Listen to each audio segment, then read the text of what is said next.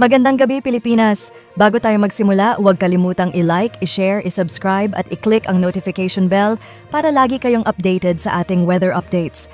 Ayon sa pinaka-latest update ng PAGASA, Intertropical Convergence Zone pa rin ang patuloy na nakaapekto sa Mindanao at ito ay nagdudulot ng maulap na kalangitan at mataas na posibilidad ng mga pag-ulan sa Mindanao, Eastern Visayas at maging sa lalawigan ng Palawan.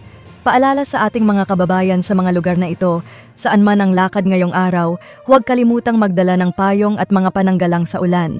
Maging alerto rin sa posibilidad ng pagbaha dahil sa tuloy-tuloy na mga pag-ulan. Samantala, sa Metro Manila at sa natitirang bahagi ng bansa, mainit at maalinsangang panahon pa rin ang inaasahan. Generally fair weather ang mararanasan sa umaga hanggang tanghali, ngunit sa hapon at gabi, mataas ang posibilidad ng scattered rains and thunderstorms dulot ng easterlies. Sa kasalukuyan, wala tayong binabantayang bagyo o anumang weather disturbance sa loob ng Philippine Area of Responsibility. Gayunpaman, patuloy tayong maging handa at mag-monitor sa mga susunod na updates. Bahagyang maulap hanggang maulap na kalangitan na may posibilidad ng pagkulog at pagkidlat ang inaasahan sa Metro Manila at nalalabing bahagi ng Luzon hanggang bukas. Mainit at maalinsangang panahon ang mararanasan kung saan ang inaasahang agwat ng temperatura sa Metro Manila ay mula 25 hanggang 34 degrees Celsius. Narito naman ang forecast sa ilang piling lugar.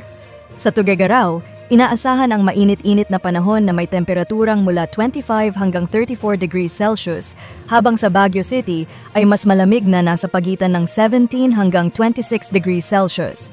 Sa Lawag City at Legazpi City, posibleng umabot ang temperatura mula 25 hanggang 33 degrees Celsius. Sa Tagaytay City, bahagyang malamig sa umaga na may inaasahang temperatura mula 23 hanggang 32 degrees Celsius. Sa Tacloban, Iloilo City at Puerto Princesa, makakaranas ng katamtamang init na nasa pagitan ng 26 hanggang 31 degrees Celsius para sa Tacloban at Puerto Princesa at mula 27 hanggang 31 degrees Celsius naman sa Iloilo City. Sa Calayan Islands, posibleng umabot ang temperatura mula 26 hanggang 33 degrees Celsius. Sa Cagayan de Oro at Davao City, inaasahan ang bahagyang maalinsangang panahon na may temperaturang mula 25 hanggang 32 degrees Celsius, habang sa Zamboanga City ay mula 26 hanggang 32 degrees Celsius. Wala ring nakataas na gill warning sa alinmang bahagi ng ating baybaying dagat, subalit paalala pa rin sa ating mga kababayang manlalayag, lalo na ang gumagamit ng maliliit na sasakyang pandagat na mag-ingat sa paglalayag. Sa ating extended weather outlook, Sunday to Tuesday, Metro Manila, bahagyang maulap hanggang maulap ang kalangitan sa maghapon na may posibilidad pa rin ng scattered rains and thunderstorms. Inaasahang agwat ng temperatura, 24 to 34 degrees Celsius. Baguio City, maulap ang kalangitan na may posibilidad ng thunderstorms lalo na sa tanghali at gabi. Temperature range, 17 to 26 degrees Celsius.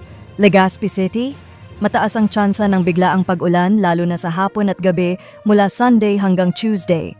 Temperature range, 26 to 33 degrees Celsius. Metro Cebu, maulap ang kalangitan at may posibilidad ng mga pag-ulan sa Sunday dahil sa Intertropical Convergence Zone.